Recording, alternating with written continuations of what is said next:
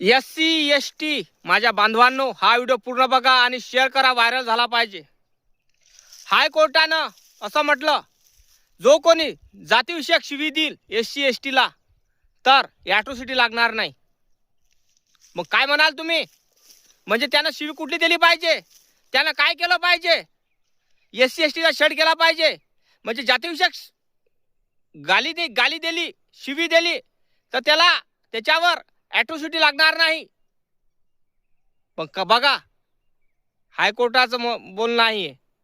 मग आता SC ST बांधवांनो काय कराल?